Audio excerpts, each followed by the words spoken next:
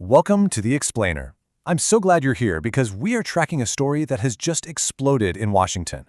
If you've been following the government's handling of UAPs, you know it used to sit firmly on the fringes. Well, not anymore. Right now, we're seeing this massive, unprecedented convergence. Lawmakers, the Pentagon, and the President of the United States are all suddenly pushing toward the exact same goal: getting classified files out to the public. So let's jump right in and unpack exactly what's happening based on the very latest official actions. Now this is the exact moment that kicked things into overdrive.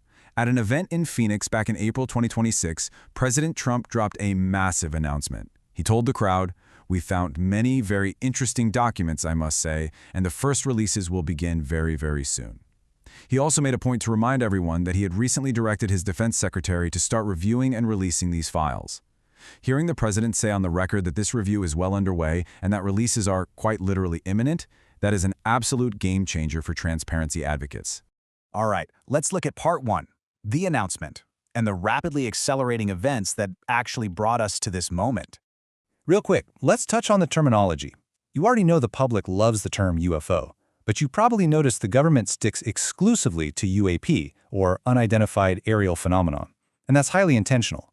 By using UAP, officials immediately shift the conversation away from, sci-fi and aliens and reframe the whole thing around national security.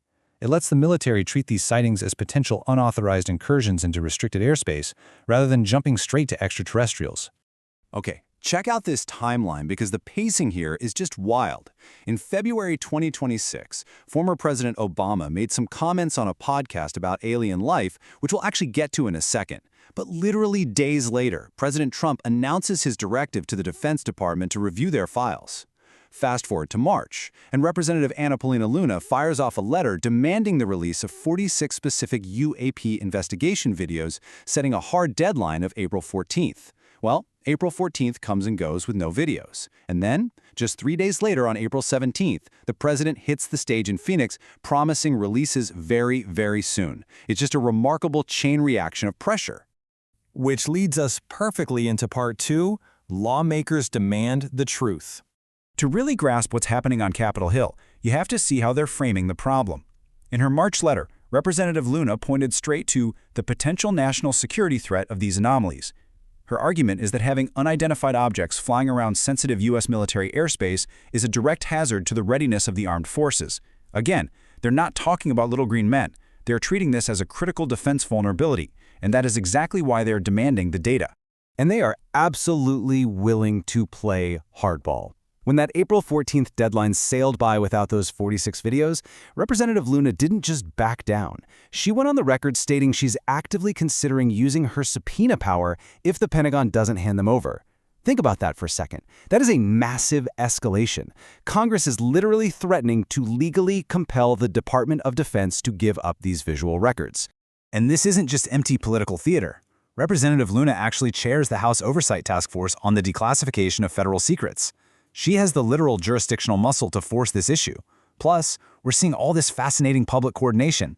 After the Phoenix announcement, Luna posted a clip of the remarks online with just a winking emoji. Meanwhile, Representative Tim Burchett, who's been a huge voice for disclosure, reposted the president's words and said, "Thank you for keeping your word to me." They are a united front right now, keeping the pressure totally dialed up. So how is the military responding? Let's get into part three, inside the Pentagon's process. To make sense of the Pentagon's response, you need to know who's actually doing the paperwork. Enter AARO. That's the All-Domain Anomaly Resolution Office.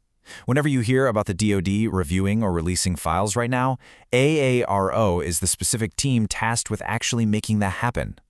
And they've laid out their exact game plan. A Defense Department spokesperson detailed a pretty fascinating three-step process. First up, direct coordination with the White House and other federal agencies. Second, they are pulling together and consolidating every single UAP record collection they can find. And finally, and this is the big one for us, they are processing those files to transfer never-before-seen records straight to the National Archives. The Pentagon is even on the record saying they welcome the initiative to supercharge these efforts. But before we get too carried away, let's look at part four, what past reports reveal. It's a bit of a sobering reality check. We really have to separate public speculation from official stances here. Like we mentioned on the timeline, part of this recent hype train was sparked by former President Obama talking about aliens on a podcast. But he had to come out shortly after and clarify that he just meant the universe is huge, so the odds are good there's life somewhere out there, not that he actually saw proof in the White House. And similarly, even though President Trump is pushing this massive document dump, he has noticeably never stated that he believes these UAPs are alien. The officials actually driving this disclosure are keeping their language incredibly grounded. And honestly, there's a good reason for that grounded approach. Just look at this number, 21. Back in November 2024, the Pentagon analyzed hundreds of UAP reports following a major hearing. Out of all those sightings, only 21 were flagged as needing further analysis because they displayed genuinely anomalous behavior. It's a great reminder that while people see a lot of things in the sky, the number of incidents that legitimately stump the U.S. military is actually very, very small. And historical precedent really backs that up. If we look at the official reports from March and November of 2024, the conclusions are pretty blunt. They explicitly stated they found zero evidence of alien life.